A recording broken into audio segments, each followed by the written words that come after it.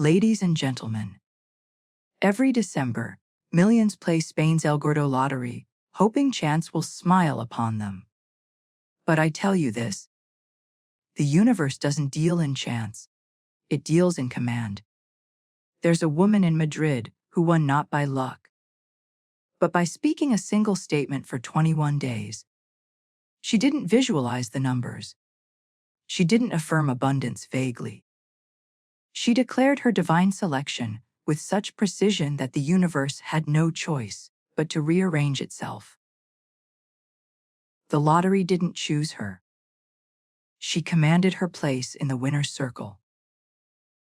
And the most shocking part, she had stopped wanting it 3 days before the draw. That's when her good rushed in. I'm going to show you the metaphysical machinery behind her win. And it has nothing to do with what you think manifestation means. Now, let me be very direct with you. You've been taught something fundamentally wrong about how wealth arrives in your life. You've been told that the lottery is a game of probability, a random selection of numbered balls tumbling in a machine, and that your chances are fixed 1 in millions. Take it or leave it. You've been conditioned to believe that winning is for the lucky few, the chosen ones, the people who just happen to be in the right place at the right time with the right ticket. But that is a lie. Not a malicious lie, perhaps, but a lie born of ignorance about how the invisible laws of the universe actually function. The truth is this: the Spanish Christmas lottery, like every other lottery, like every other mechanism of wealth and abundance on this earth, responds not to chance, but to consciousness. It responds to command. It responds to the spoken word, backed by unwavering faith. And when I say the spoken word, I don't mean wishful thinking. I don't mean sitting on your couch daydreaming about what you do with the money. I mean a decree, a spiritual law set in motion through your voice, your conviction, and your absolute, knowing that what you speak must come to pass. Let me tell you why you need to hear what I'm about to teach you today. You're exhausted. You're tired of hoping. You're tired of buying tickets year after year, with that gnawing feeling in your stomach that says, it's not going to be me. It never is. You're tired of watching other people celebrate their wins while you stand on the outside, wondering what they have that you don't. You're tired of the financial pressure, the bills that pile up, the dreams you've deferred because the money just isn't there. And deep down, you're starting to believe that abundance isn't for you, that maybe you're just not one of the lucky ones, that maybe God or the universe or fate, or whatever you call it, has decided you're meant to struggle. I'm here to tell you that is absolutely categorically spiritually false. You are not unlucky. You are not forgotten. You are not outside the reach of divine supply. What you are is unaware.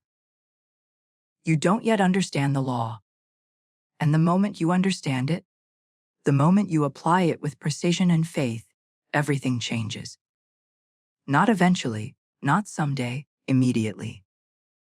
Because the law doesn't wait. The law doesn't hesitate. The law responds to your word the instant you speak it with authority. So here's what this teaching is going to do for you. First, it's going to dismantle the myth that abundance requires struggle, sacrifice, or earning. You've been taught that you have to work hard, save every penny, climb ladders, prove yourself worthy. But your supply is already established in the invisible realm. It's not something you create. It's something you claim. The money you desire, the lottery win you dream of, already exists as a perfect idea in divine mind. It's waiting for your word to pull it into physical form. You're not begging the universe to make something out of nothing. You're commanding what is already yours to appear. Second, this teaching will reveal that the lottery is not chance-based. Every winner is someone whose consciousness aligned with receiving. The draw simply confirms what was already decided in the fourth dimension, the realm of perfect ideas where all things exist before they manifest. When you hear about someone who won on their first ticket or someone who played the same numbers for decades and finally hit, you're not hearing about luck. You're hearing about consciousness. That person, knowingly or unknowingly, reached a point where their inner conviction matched the frequency of receiving, and the outer world had no choice but to comply. Third, I'm going to show you that manifestation doesn't require endless visualization, vision boards, or constant effort. I know you've been told to visualize every detail, to spend hours imagining what you'll do with the money, to paste pictures of mansions and yachts on poster boards. And maybe you've tried that. Maybe you've spent months doing all the things the so-called manifestation teachers told you to do, and still nothing changed. That's because most of those teachers don't understand the law. They're teaching techniques, not truth. The spoken word, backed by unwavering faith and released with non-resistance, does all the work. You command once, then you walk away in absolute knowing. That's it. That's the entire process. Now, let me be clear about something before we go any further. This isn't magic. This isn't superstition. This isn't some mystical hocus-pocus where you say a few words and money falls from the sky. This is law, spiritual law. The same law that governs gravity, that governs the rising of the sun, that governs the growth of a seed into a tree. It's precise. It's reliable. It's impersonal. It doesn't care if you believe in it or not. It simply is. And when you align yourself with it, it works for you. The way electricity works when you flip a switch. You don't have to understand every detail of how electricity flows through wires to turn on a light. You just have to flip the switch with confidence. The same is true here. You have to understand every metaphysical nuance of how consciousness creates form. You just have to speak your word with authority and let the law do its work. So what's the core pain I'm addressing today? It's this. You've been living in a state of separation from your good. You've been seeing yourself as outside the circle of abundance, looking in through a window at the people who have what you want. You've been waiting for permission, waiting for someone to choose you, waiting for circumstances to shift, waiting for the right moment, the right numbers, the right alignment of stars. And all that waiting has created a habit of powerlessness in your consciousness. You've forgotten that you are not a beggar. You are an heir. You are not a victim of circumstance. You are a co-creator with God.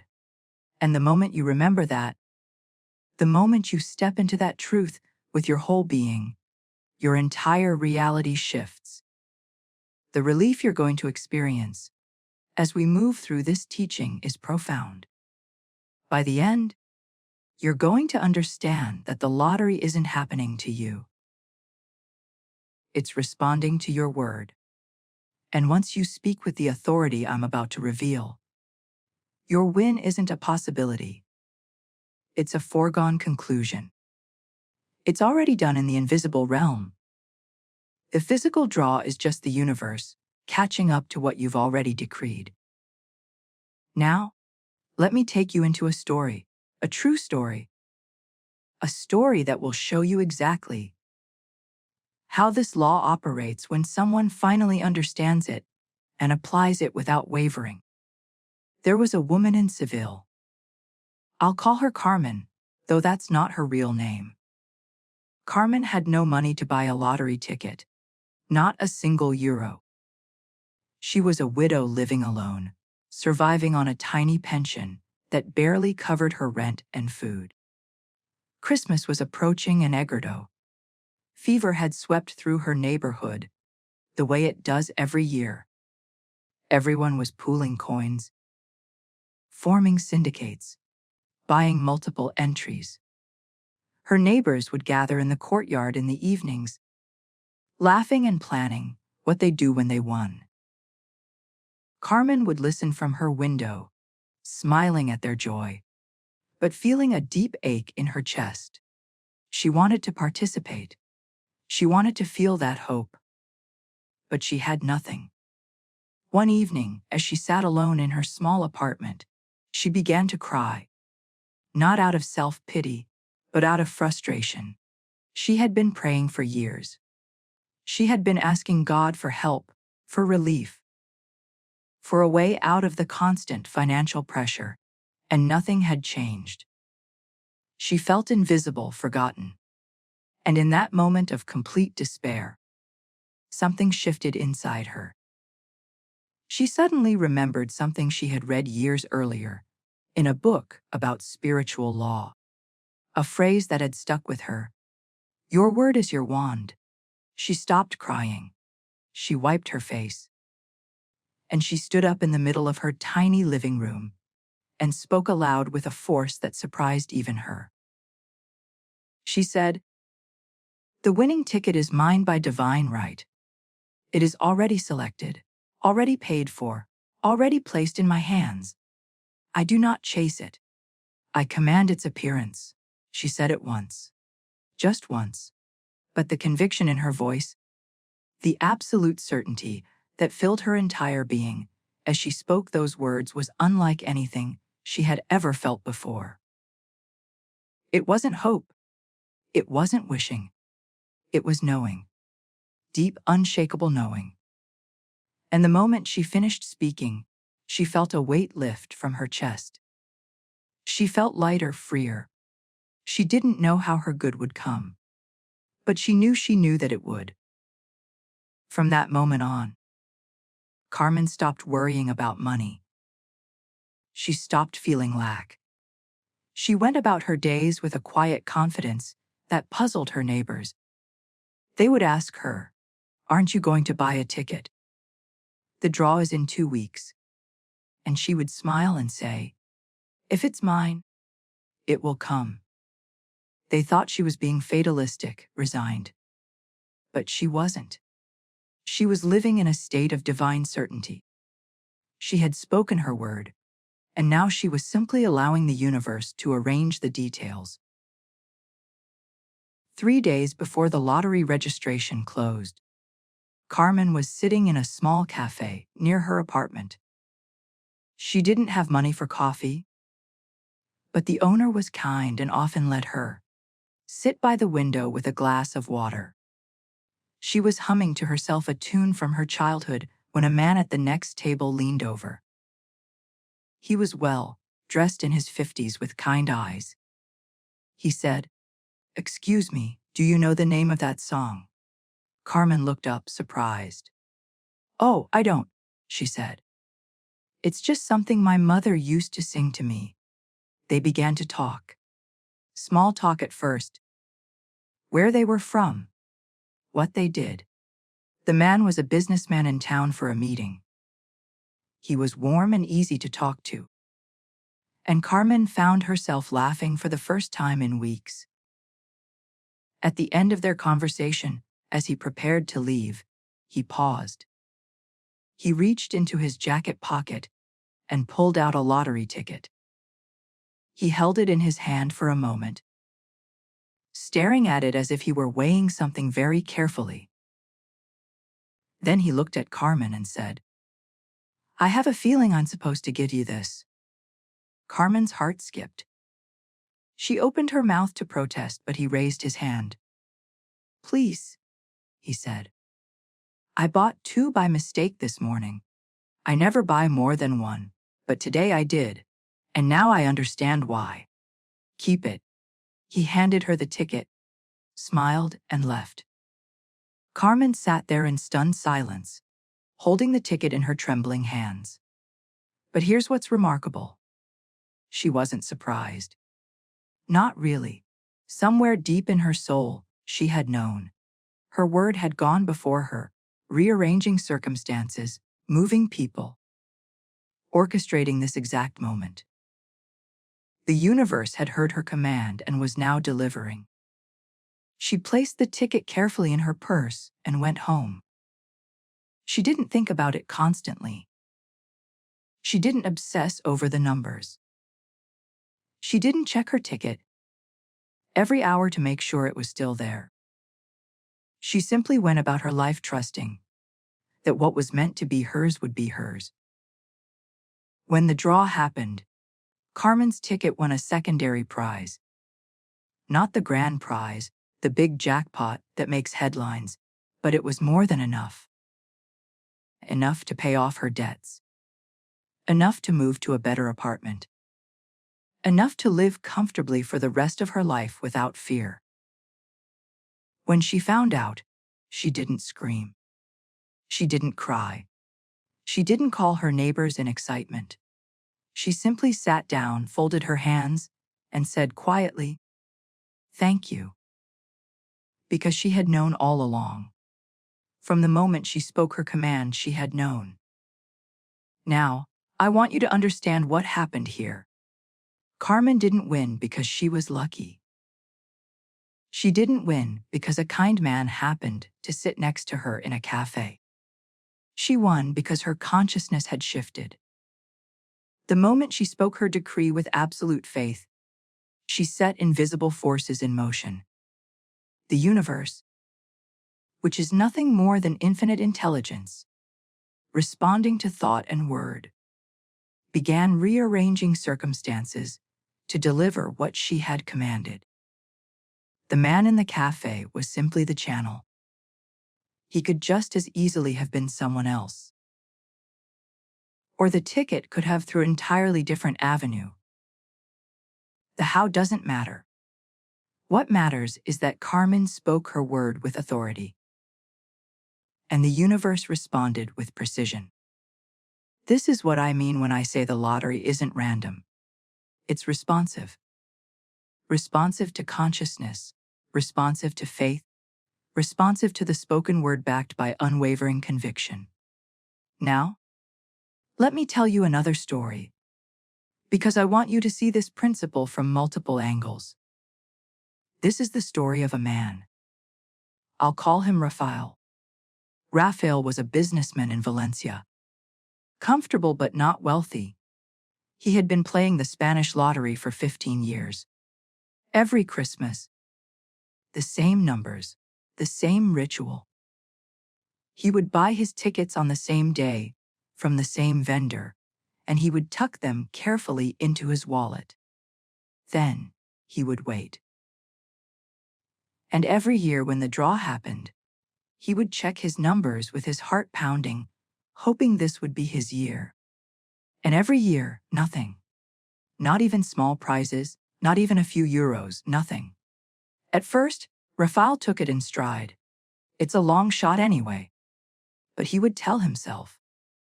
But as the years went on, bitterness began to grow in his heart. He started to resent the lottery.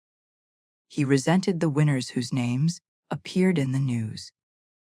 He resented his friends who won small amounts and celebrated.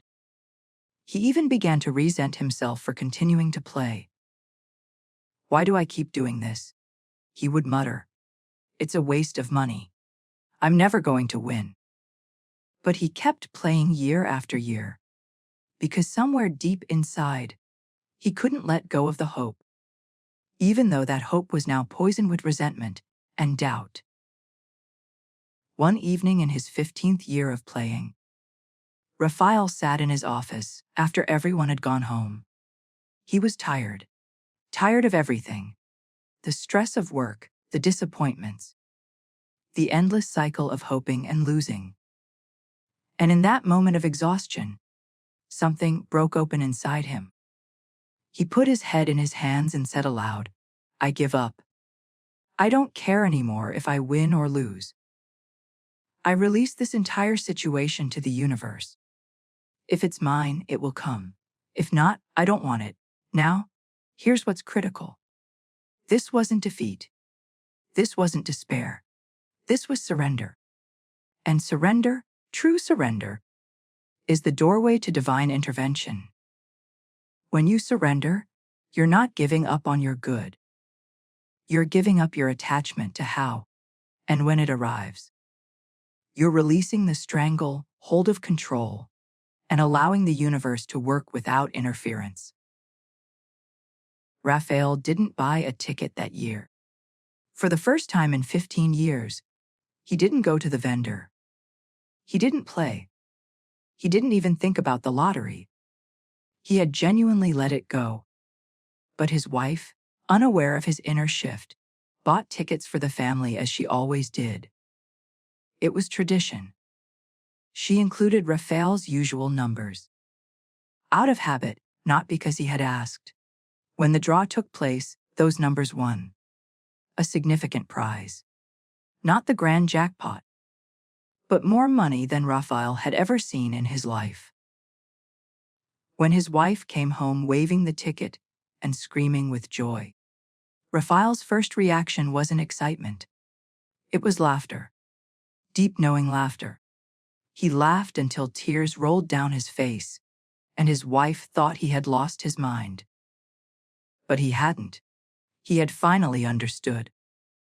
The moment he stopped clutching, the moment he released his desperate grip on the outcome, his good was freed to reach him.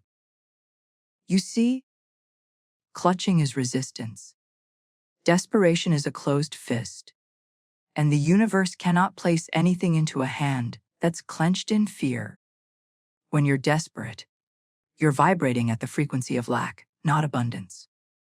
You're saying to the universe, "I don't have this. I need this. I'm incomplete without this." And the universe, being the perfect mirror that it is, gives you more of what you are.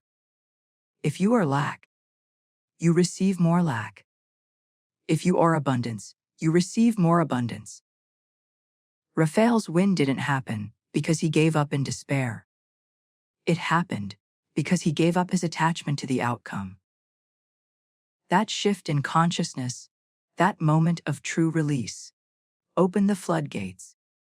And his good, which had been waiting for him all along, rushed in. This is the paradox most people never grasp. The tighter you hold, the further your good runs. The moment you release it with love and trust, it circles back to you with precision. It's like trying to catch a butterfly. If you chase it, it flies away. If you stand still and open your palm, it lands on you. Now, let me tell you about a third person, because I want you to see yet another variation of how this law works. There was a young woman in Barcelona. I'll call her Isabel. Isabel was in her late 20s working 2 jobs just to make ends meet. She had student debt, rent she could barely afford, and a mother back in her village who needed medical care. Isabel was drowning in responsibility and exhaustion. She had never played the lottery before. She thought it was foolish, a waste of money that could go towards something more practical. But one night, after a particularly long shift at her second job, she was walking home through the empty streets when she passed a lottery vendor closing up his stand. He was an elderly man, and he was struggling to fold up his table. Without thinking, Isabel stopped and helped him. They worked together in silence. And when they were done, the old man looked at her with gratitude in his eyes. He reached into his pocket and pulled out a single lottery ticket. "Take this," he said. "You have kind hands. Kind hands deserve good fortune. Isabel tried to refuse, but he insisted. So she took it, thanked him, and tucked it into her coat pocket. She forgot about it entirely. Days passed. She was too busy, too tired, too focused on survival to think about a lottery ticket. The draw happened. Isabel didn't watch. She didn't check. She had no idea her numbers. Halla Coker, worker, at her morning job mentioned that someone in their neighborhood had won a prize and hadn't claimed it yet. The news report had shown the winning numbers. Isabel's coworker joked, "Wouldn't it be funny if it was you?" Something made Isabel check. She dug through her coat pockets and found the crumpled ticket. She unfolded it, looked at the numbers, and her breath stopped. It was a match. Not the grand prize, but a substantial secondary prize. Enough to pay off her debts, quit one of her jobs, and get her mother the medical care she needed. When Isabel tells this story, she always says the same thing. I didn't win because I played. I won because I helped.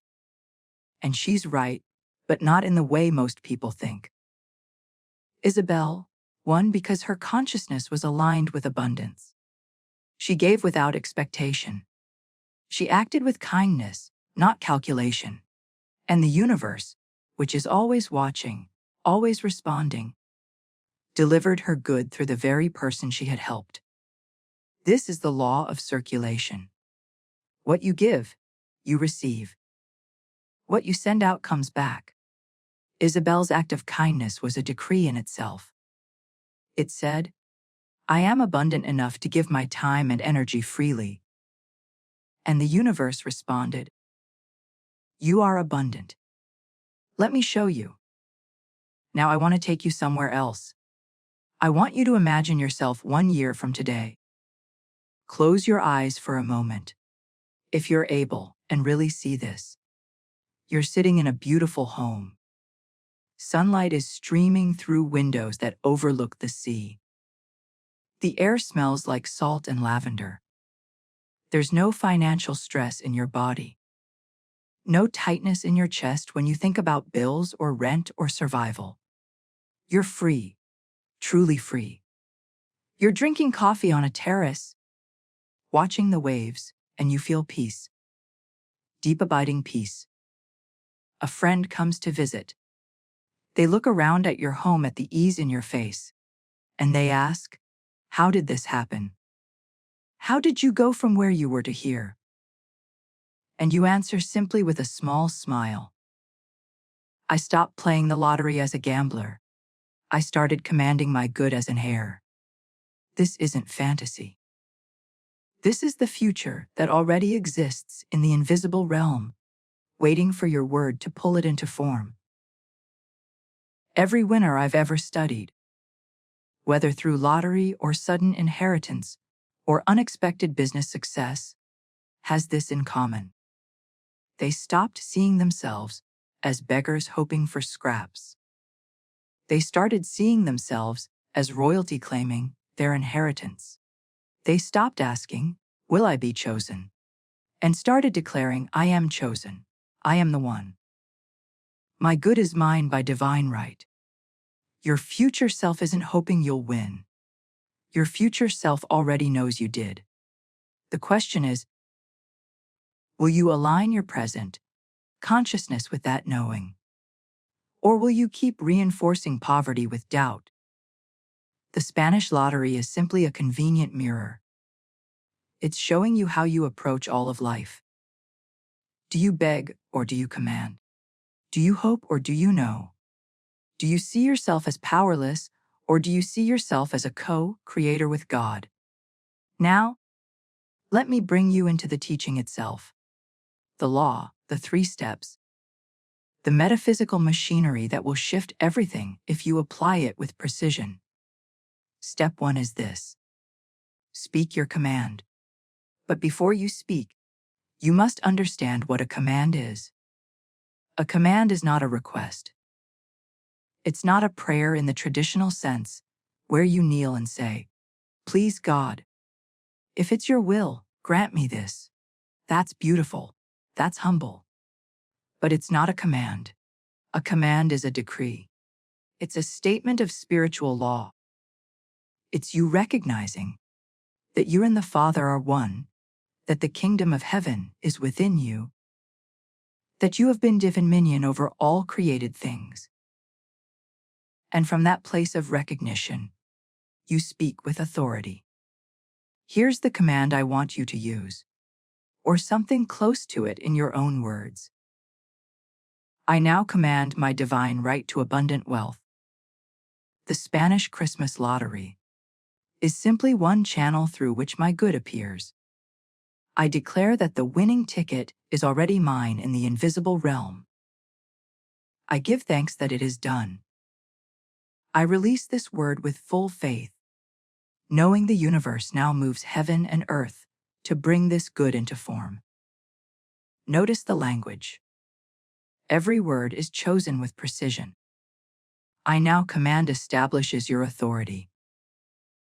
My divine right affirms that this isn't something you're begging for.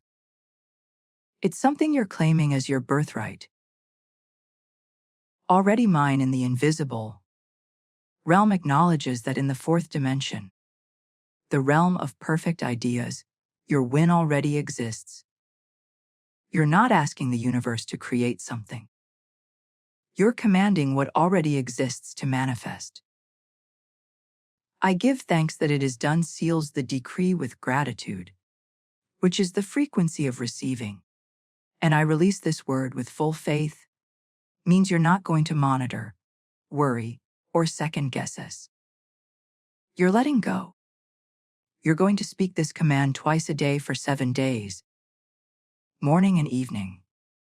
Not frantically, not desperately, slowly, deliberately. Feel each word. Let it sink into your bones. You're not trying to convince the universe of anything.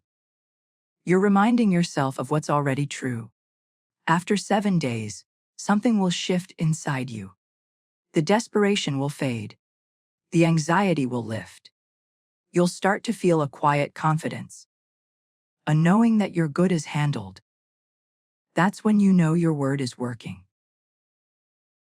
Now, let me be very clear about something. This isn't about saying magic words and sitting back. Words are powerful, yes, but they must be spoken from a consciousness of faith.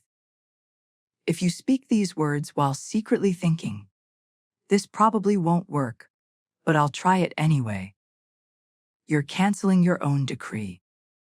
Doubt is the enemy of manifestation. Fear is the enemy of faith.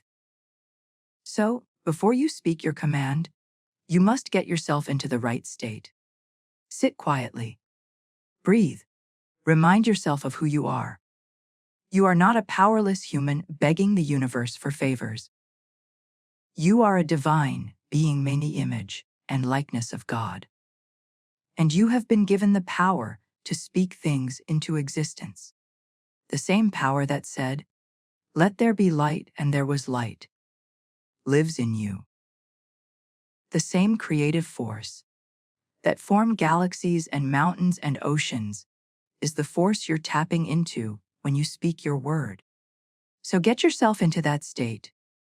Feel the truth of it, and then speak your command with absolute authority. Now, I want to pause here and talk about something that's going to come up for you. Resistance. Internal resistance.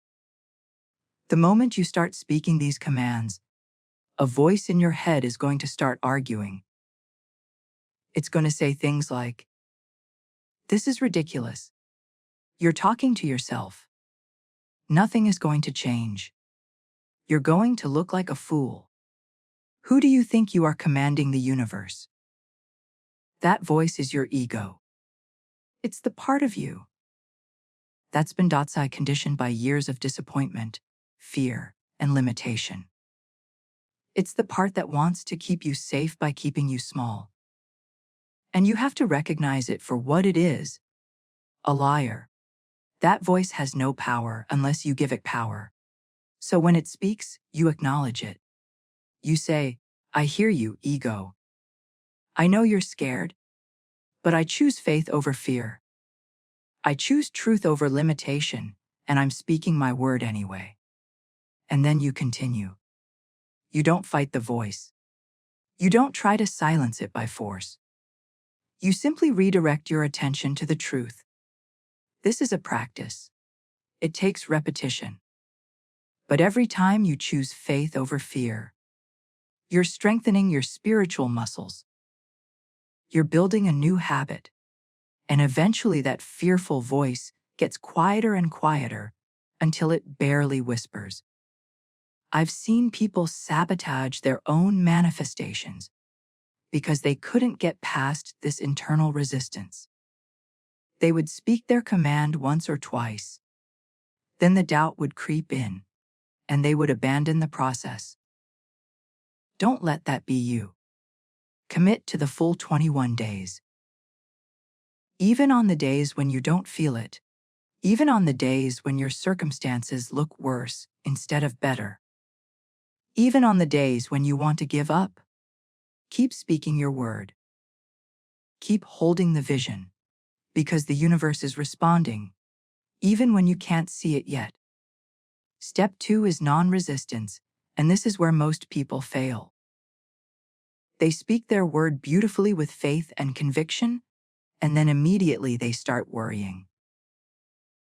What if it doesn't work? What if I'm fooling myself? What if I don't win?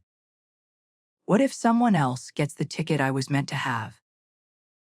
All of that worry is resistance. And resistance blocks your good.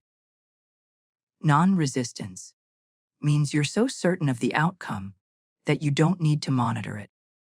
You don't need to control how it happens or when it happens. You simply know it's done. Think of planting a seed. You place it in the soil. You water it, and then you walk away. And don't dig it up every day to check if it's growing. That would kill the seed. You trust the process. You trust that the invisible forces in nature are at work beneath the surface, and in time, a sprout will appear. Your decree is the seed. Your faith is the soil. Non-resistance is walking away and letting the universe do its work. For the second week, your job is to let go. Stop thinking about the lottery. Stop checking lottery websites obsessively. Stop talking about it with friends and family. Live as if your abundance is already guaranteed, because in the invisible realm, it is. This is the hardest step for most people. The mind wants to control. It wants to know how, and when and through whom your good will arrive. But control is the enemy of miracles. The universe is infinitely creative, and it can deliver your good through channels you would never think of. But you have to get out of the way. You have to stop micromanaging the process. Every time you catch yourself worrying or doubting, repeat this phrase. I trust divine timing. My good is on its way. I am free. Then redirect your attention to something joyful. Go for a walk, play with a child, read a book, sing a song. You're teaching your nervous system that you're well. Being doesn't depend on the lottery. You're well. Being depends on your alignment with Source. And when you're aligned with Source, abundance flows from 1,000 unexpected channels. Carmen, the woman in Seville, stopped thinking about the ticket entirely after she spoke her command. She forgot about it because her inner knowing was so solid that the external outcome became irrelevant. That's non-resistance. That's when miracles happen. Let me give you a practical example of what non-resistance looks like in daily life. Imagine you're at the grocery store, and you see the price of something you need has gone up.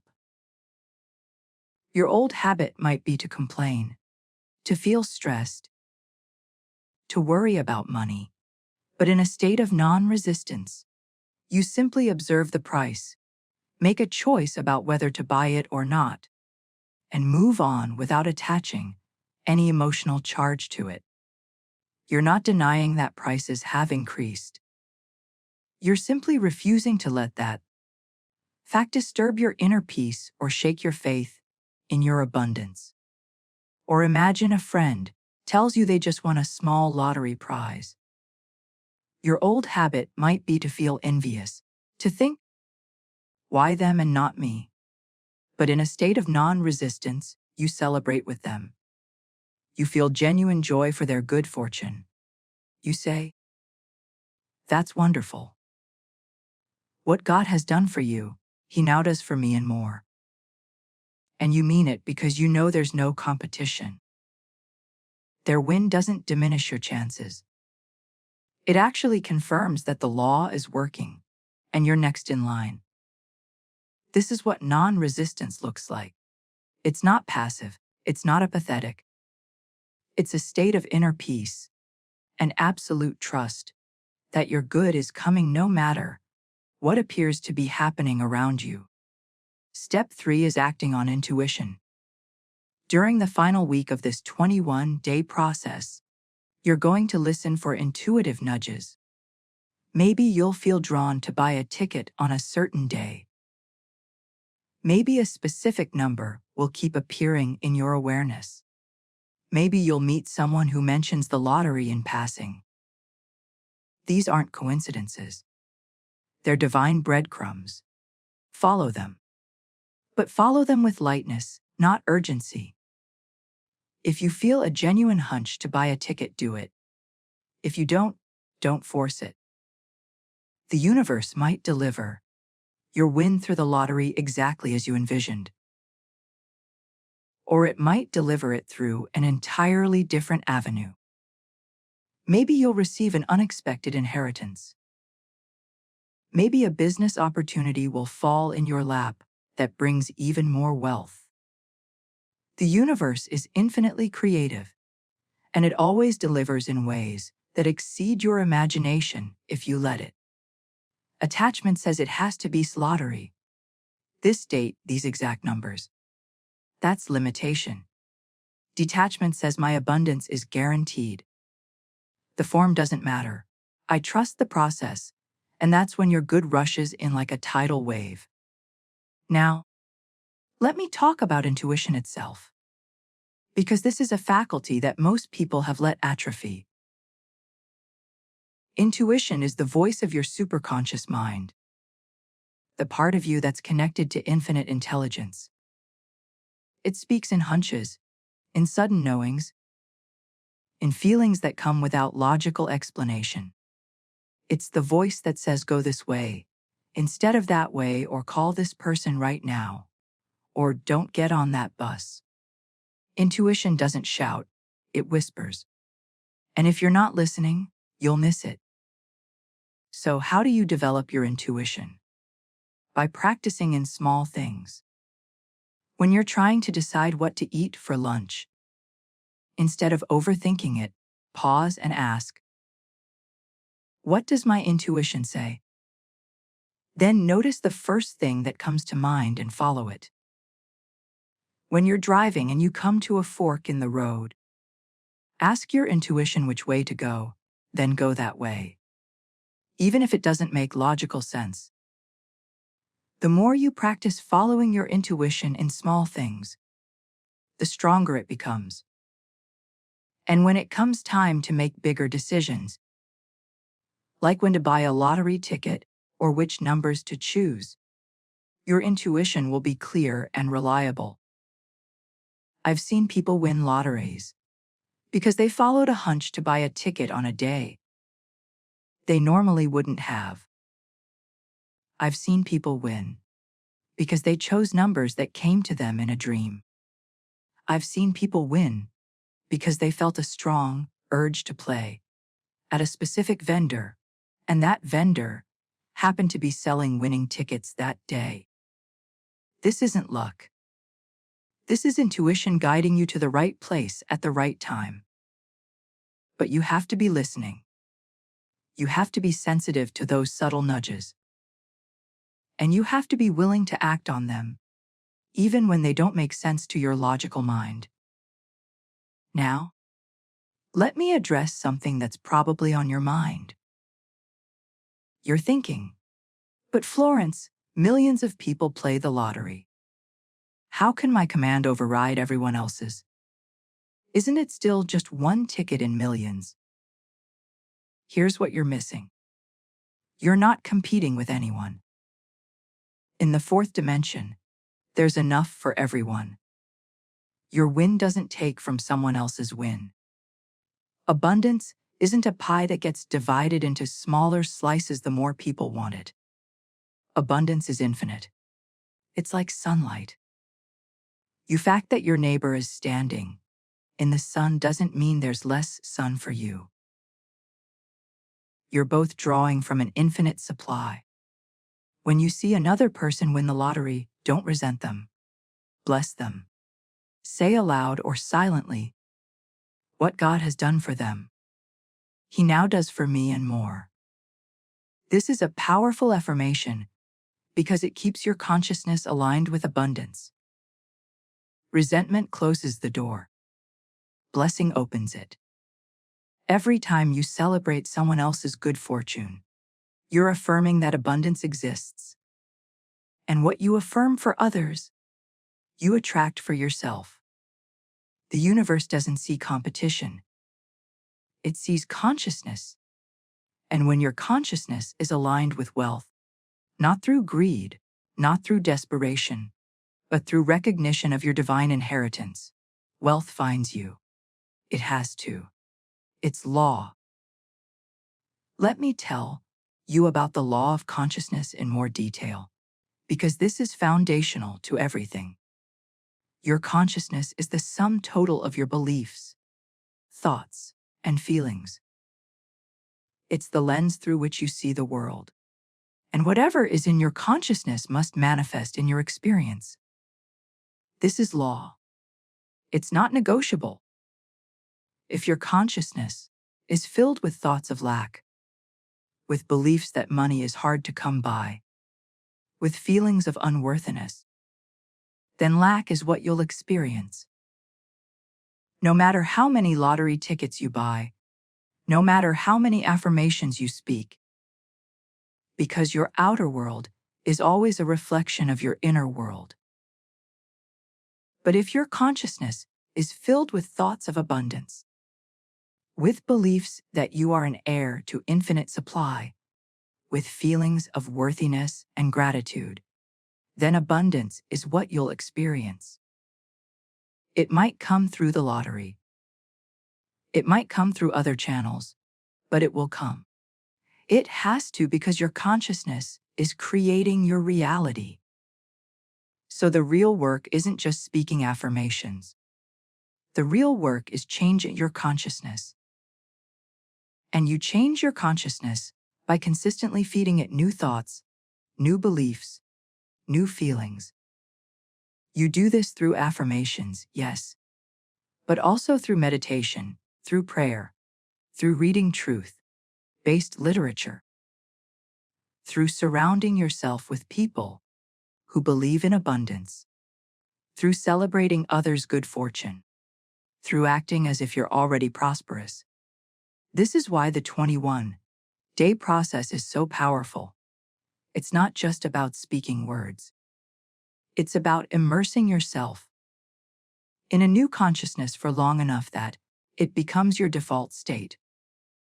21 days is long enough to start forming a new habit, long enough to start dissolving old thought patterns, long enough to shift your entire vibrational frequency. Now, let me talk about the spoken word itself in even more depth, because this is the foundation of everything. Your word is your wand. I've said this 1,000 times, and I'll say it again because it's the most important truth you'll ever learn. Words aren't just sounds. They're vibrational commands that set invisible forces in motion. When you speak, you're not just communicating with other people. You're communicating with the universe itself. You're impressing your subconscious mind. You're activating the law of attraction. You're literally creating your reality with every sentence that comes out of your mouth. When you say, "I'll never win," you're decreeing poverty. When you say, "I always have bad luck," you're commanding misfortune. The universe doesn't question your word. It doesn't argue. It doesn't say, "Are you sure that's what you want?" It simply takes your word as law and begins arranging circumstances to match what you've spoken. So, if you want to command your lottery win, you must speak with precision and power. No more careless language, no more complaining, no more declaring lack. From this moment forward, you're going to guard your words like a sacred treasure, because they are. They're the tools of creation itself. Think about this. Everything that exists in the physical world was first spoken into existence. When God created the world, He didn't think it into existence. He spoke it into existence. Let there be light, and there was light.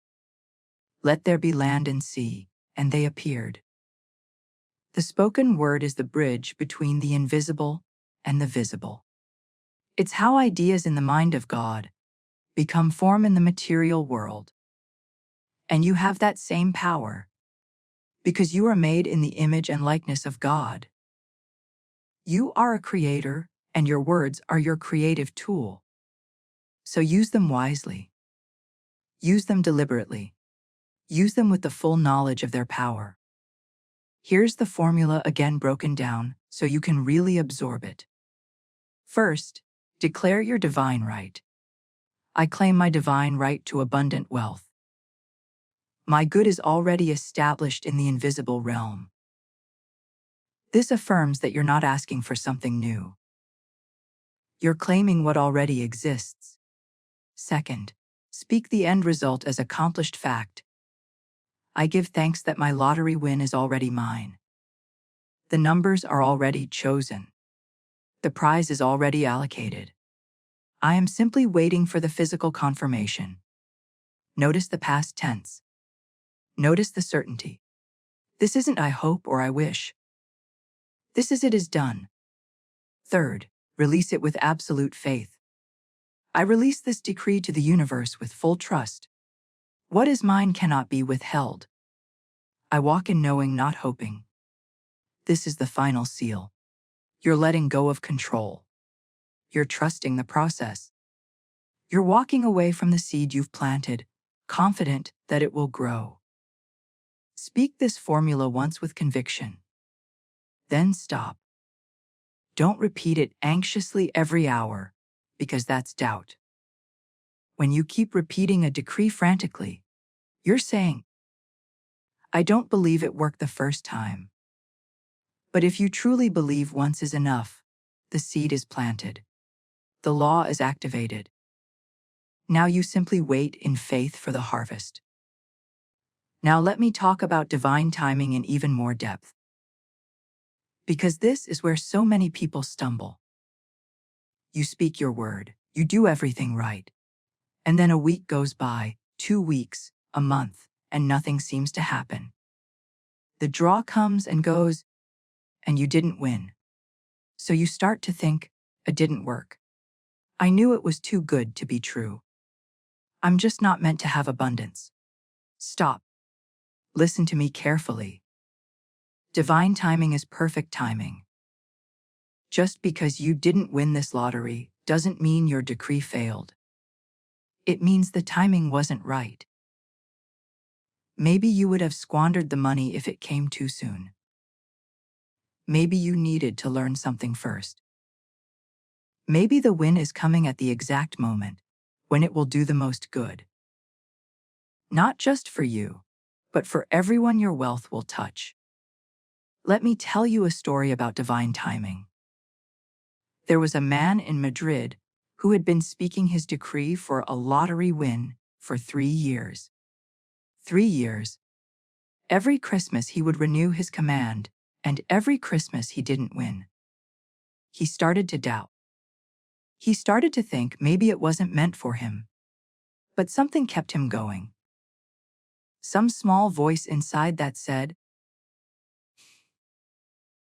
in the fourth year, something happened that changed everything. His elderly father became ill and needed expensive medical treatment. The family couldn't afford it.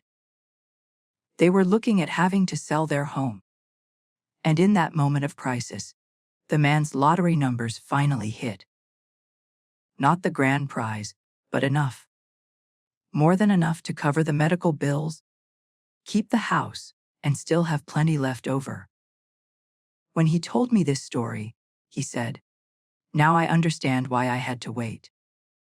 If I had won in the first year, I would have spent the money on myself. By the fourth year, I had learned what really mattered. And when the wind came, I was ready to use it wisely." That's divine timing. It's not punishment. It's preparation. It's the universe ensuring that, when your good arrives, you're ready to receive it, steward it, and use it in alignment with your highest purpose. So when you speak your command, add this phrase in divine timing, not my timing. Then let go. Stop watching the calendar. Stop checking lottery results obsessively. Stop stalking the news for winner announcements. Live your life as if you're already prosperous. Because in consciousness you are. And one day, maybe in 3 weeks, maybe in 3 months, maybe next year, the physical win will catch up to your inner knowing. That's not delay. That's divine precision. Rafael, the man in Valencia, played for 15 years before his win came. But those 15 years weren't wasted. They were preparation. They were teaching him about attachment, about desperation, about the power of surrender. And when his win finally arrived, he was ready. He received it with grace, with wisdom. With gratitude. He didn't squander it. He didn't let it destroy his relationships or his peace. He used it well because by the time it came, he had learned the lesson now. Let me address the question of desire versus attachment in even more depth, because this is a subtle but critical distinction. You must desire deeply. Desire is the fuel that activates your decree. Without desire, there's no energy behind your word. It's like trying to start a car without gas in the tank. The desire for wealth, for freedom, for abundance, this is natural. This is divine. God planted these desires in your heart because they're part of your destiny. But attachment, that desperate clinging to a specific outcome, is fear in disguise. When you're attached, you're saying, I need this to be happy. I can't be okay unless this happens. That's poverty consciousness. That's lack. And the universe can only give you more of what you are, not what you want. So here's how you hold both. You desire the win with clarity and joy. You speak it with faith, and then you detach from the timeline and the method. You say this, or something better, in divine timing through divine channels. That phrase is golden. It keeps you open to miracles, while releasing control. Maybe you win the Spanish lottery, exactly as you envisioned. Maybe you receive an unexpected inheritance from a distant relative you barely knew. Maybe a business opportunity lands in your lap. That brings even more wealth. The universe is infinitely creative. It always delivers in ways that exceed your imagination if you let it. I knew a woman who spent years affirming for a lottery win. She did everything right. She spoke her command. She practiced non-resistance. She followed her intuition. And she never won the lottery. But one day, out of the blue, she received a letter from a lawyer informing her that a great aunt she had met only once as a child had passed away, and left her a substantial inheritance. It was more money than any lottery could have given her. And it came with no taxes, no publicity, no complications. Just a quiet transfer of wealth that changed her life forever. When she told me about it, she said, "I was so focused on the lottery that I almost missed the miracle. But thank God I had included or something better in my decree. The universe knew a better way." That's the power of detachment. It keeps you open. It keeps you flexible. It allows the universe to surprise you with solutions you never would have thought of. Attachment says it has to be this lottery, this date, these exact numbers. That's limitation that trying to tell the universe how to do its job. Detachment says my abundance is guaranteed. The form doesn't matter. I trust the process. And that's when your good rushes in like a flood. Now, let me give you some practical tips for this 21-day process because I want you to succeed. I want you to walk away from this teaching with clarity and confidence. Tip 1. Write your decree by hand. There's power in the physical act of writing. The movement of your hand form letters on paper connects your physical body to your spiritual intention. It grounds the decree. So every morning, take a piece of paper and write your command once. Just once. Then place the paper somewhere sacred. On your altar if you have one, in a journal, tucked into your Bible, somewhere that holds meaning for you. Some people like to burn the paper. After writing it, symbolically releasing the decree to the universe. Others keep the papers and create a sacred collection of their commands. Do whatever feels right for you. There's no wrong way. The important thing is the act of writing itself. Tip 2. Do not share this process with skeptics. Guard your word like a precious seed. If you tell someone who doesn't believe in spiritual law, their doubt will infect your faith. They'll say things like, "That's ridiculous. The lottery is random. You're wasting your time." And even if you try to stay strong, their words will plant seeds of doubt in your subconscious. So tell only people who will support and uplift your vision. Or better yet, tell no one. Keep it between you and the universe. There's a sacredness to silence. When you keep your spiritual work private, you protect it. You give it space to grow without interference. Jesus said, "When you pray, go into your room and shut the door." That wasn't just about physical privacy. It was about protecting the sanctity or communion with God. Tip 3. Bless every lottery winner you hear about. This is so important. When you see news of a lottery winner, when you hear your neighbor won a small prize, when a friend mentions they got a scratch-off ticket as a gift and won 20, bless them, say aloud or silently, "I bless your good fortune. What God has done for you, He now does for one, me, and more." This keeps your consciousness expansive. It removes any trace of envy or resentment. It affirms that abundance is real.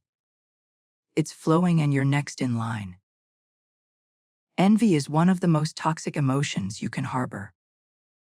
It's like drinking poison and expecting the other person to die.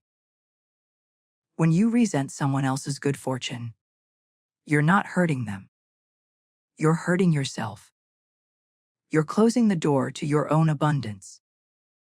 But when you bless others, when you genuinely celebrate their wins, you're opening that door wide. Tip 4. Lot as if you've already won.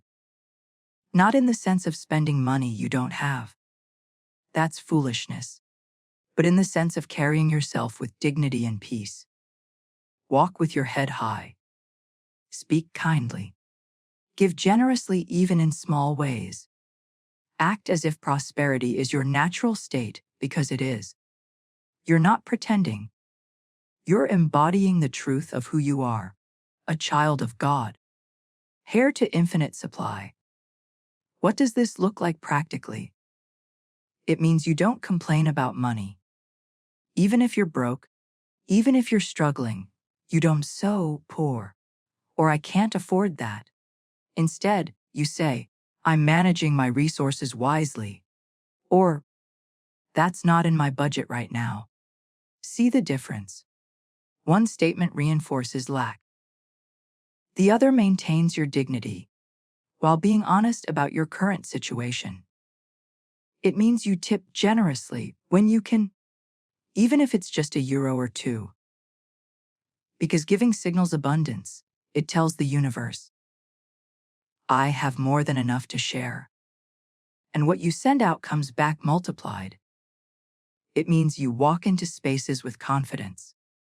You don't shrink yourself or apologize for existing. You take up space. You speak with authority. You act like the air you are. Tip 5.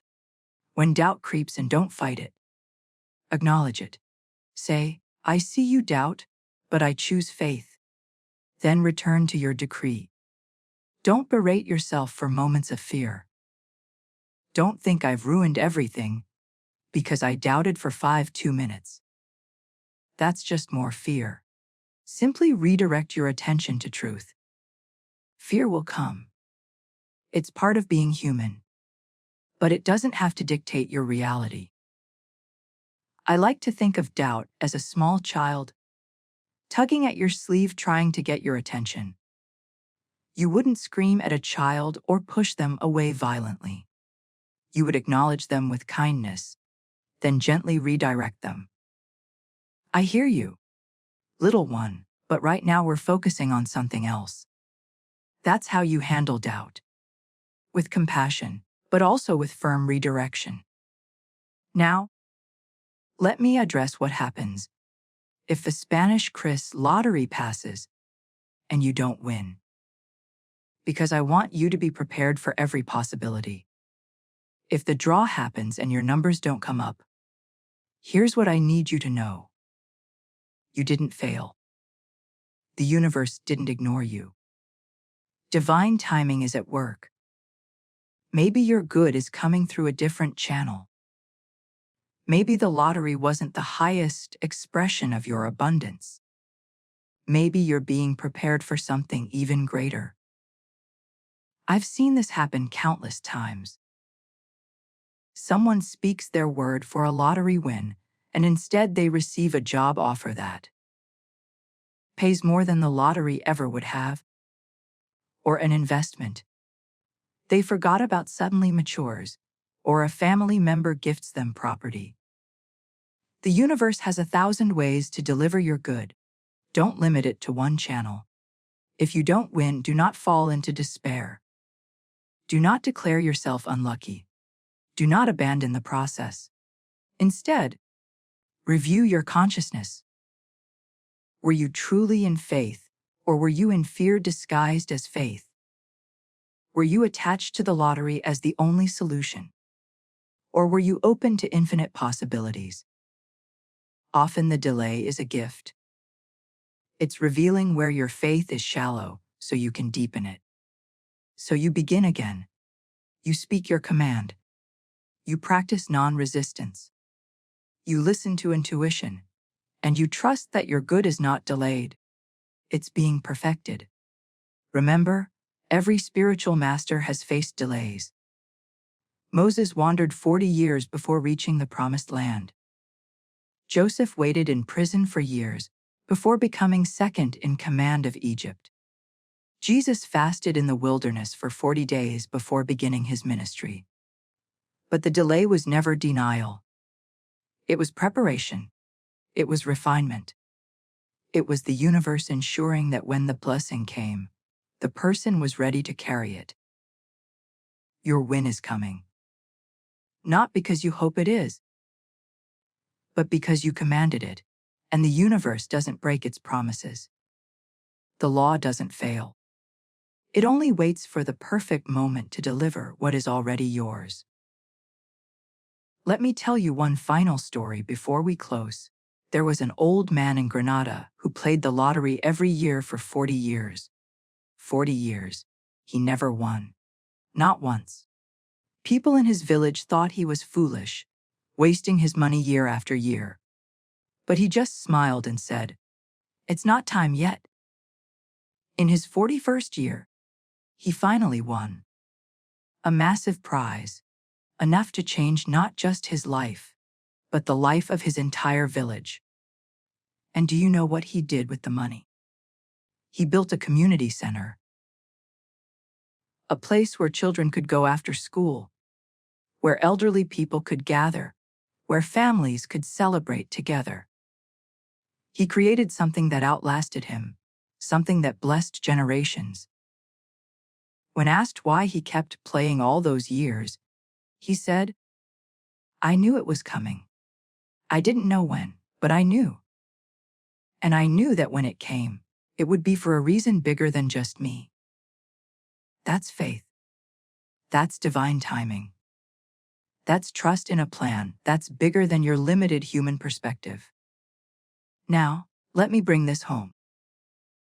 Let me tie everything together so you can walk away from this teaching with absolute clarity. You came here today because you wanted to know how to win the Spanish Christmas lottery. But what you really wanted was permission to believe that abundance is your birthright. I've given you that permission. You don't need to earn your good. You don't need to be more worthy. You don't. You need to prove anything to anyone. You are already enough. You are already whole. You are already deserving of every blessing the universe has to offer. The lottery is just one tiny doorway through which abundance can flow. It's not the only door. It's not even the most important door. But it's the door you've been staring at. So, I've shown you how to open it. And the key is this. Speak your word with authority. Walk in faith, not fear. Release control and trust divine timing. And watch as the universe moves mountains to deliver what is already yours. Here's your mantra. I want you to say it with me, right now out loud if you're able. Say it with conviction. Say it like you mean it. Say it like your life depends on it, because in a way it does. I am not a beggar hoping for scraps. I am royalty claiming my inheritance. My word is law. My faith is unshakable.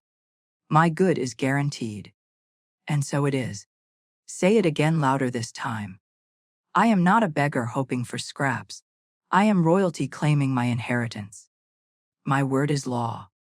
My faith is unshakable. My good is guaranteed. And so it is.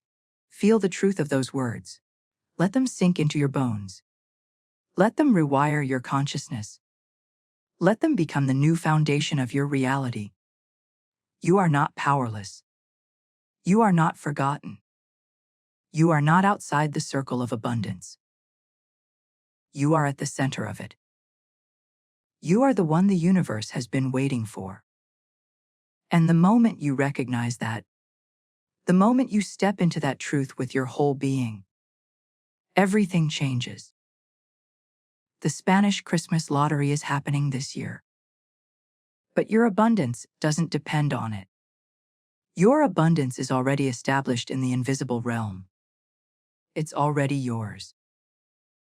The lottery is simply one possible channel through which it might appear. But if it doesn't come through the lottery, it will come through another channel because you've commanded it and your word is law. So speak your decree, live in faith, practice non-resistance. Follow your intuition and trust the process. Trust that the universe is working on your behalf every single moment of every single day. Trust that divine timing is perfect timing. Trust that your good is coming, whether you see any evidence of it yet or not. And when it arrives, and it will arrive, you'll look back on this moment and understand why everything had to happen. exactly the way it did. You'll see the perfection in the timing. You'll see the wisdom in the delays. You'll see the hand of God orchestrating every detail to bring you to this moment of receiving. Now, if this teaching has shifted something in you, if you feel a spark of recognition, a stirring of hope, a remembering of your own power, I invite you to like this video. Not for me. I don't need your validation, but for yourself, because liking this video is an act of agreement. It's you saying to the universe, yes, I believe this. I claim this. I am ready to receive. And that act of agreement activates the law even further. Leave a comment telling you're commanding into your life today. Write it boldly. Write it with authority. Your word has power, and I want to witness your decree. I want to see your faith in action. And when you write it down, you're not just telling me, you're declaring it to the universe. You're making it public. You're sealing it with intention. And if you're hungry for more teachings like this, if you want more truth, more law, more spiritual authority that cuts through the noise and gets straight to the heart of how reality actually works, then subscribe to this channel. Because I'm not here to entertain you. I'm not here to make you feel good for a few minutes and send you on your way. I'm here to wake you up. I'm here to shake you out of the dream of limitation and show you who you really are. And if you're ready for that, if you're ready to step into your power and claim your divine inheritance, then stay with me. There's so much more to teach you. You are not a victim of circumstance. You are not a leaf blown by the wind. You are not subject to chance or fate or random luck. You are a co-creator with God. You are made in the image and likeness of infinite intelligence. And the same power that spoke galaxies into existence lives in you right now in this very moment. And when you recognize that power, when you harness it with your word and your faith, there is nothing you cannot command into being. So go now. Speak your decree. Trust the process. Practice non-resistance. Lack as if your abundance is already yours. Because in the invisible realm it is. The physical world is just catching up. And when it does, when that lottery win, or that unexpected inheritance, or that sudden business opportunity lands in your lap, you won't be surprised. You'll simply smile and say, I knew it was mine all along. Your good is on its way. Not eventually, not someday now. It's already in motion. The universe heard your command the moment you spoke it. And now, with perfect precision and perfect timing, it's arranging every person, every circumstance, every seemingly random event to deliver what you have decreed. So walk in faith. Walk in knowing. Walk in the unshakable certainty that you are blessed. You are chosen. You are provided for because you are. And nothing can change that. Nothing can take it away. Right. It is your inheritance. It is yours. And so it is. Thank you